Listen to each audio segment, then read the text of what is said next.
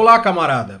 A classe trabalhadora em todo o mundo ainda sofre com a hegemonia burguesa, ampliada com a queda do socialismo na União Soviética e em todo o leste europeu, com a reestruturação produtiva, com a propaganda ideológica anticomunista, com políticas de destruição dos direitos trabalhistas, sociais e previdenciários, com a redução dos salários, com o desemprego, com o emprego sem registro, e, em muitos casos, com formas análogas ao trabalho escravo, com as diversas formas de opressão, com o aumento da fome, da miséria e com a destruição do meio ambiente.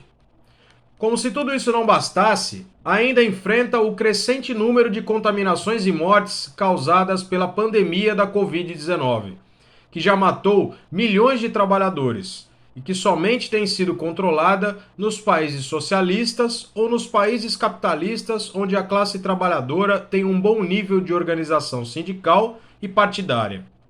No Brasil, além da crise sistêmica do capitalismo, da crise sanitária, do coronavírus e de uma campanha de vacinação sem vacina, temos que lidar com o aumento do preço dos combustíveis, do gás de cozinha, dos alimentos da cesta básica, com o pacote de privatizações, com a contra-reforma administrativa e com o auxílio emergencial vergonhoso. O desemprego bate recordes. Nunca tivemos um índice tão alto desde que os dados começaram a ser registrados. A fome e a miséria crescem de forma alarmante, atingindo principalmente as mulheres, as negras e os negros, os indígenas e quilombolas, que são histórica e estruturalmente os que mais sofrem. No Congresso, os representantes da burguesia, por meio da CPI da Covid-19, pressionam Bolsonaro para desgastá-lo, ao mesmo tempo em que negociam com ele a sua manutenção no governo, as privatizações e as contrarreformas, mantendo engavetados os pedidos de impeachment.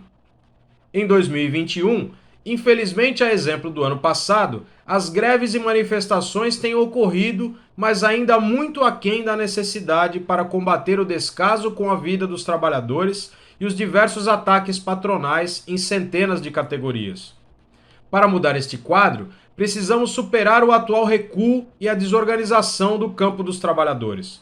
A recuperação dos direitos políticos de Lula e a suspeição de Moro, deliberadas pelo STF, que com certeza são boas notícias, tendem a antecipar o cenário eleitoral e, se mal conduzidas politicamente, podem esvaziar ainda mais as mobilizações e levar a classe a adotar novamente um projeto estratégico de conciliação.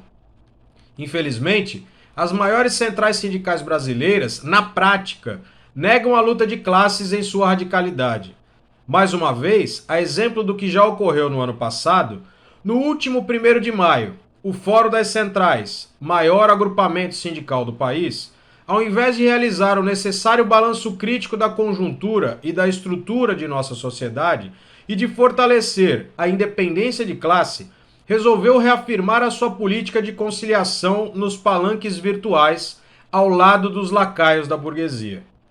Nós, da unidade classista, conscientes de nosso compromisso com a independência de classe, com a estratégia socialista, com a necessidade urgente de lutar para manter as medidas sanitárias de isolamento em defesa da vacinação, dos empregos, salários e direitos, e para impulsionar a luta contra o governo de Bolsonaro e Mourão, construímos um 1º de maio classista, sem burgueses e lacaios, nas redes e nas ruas.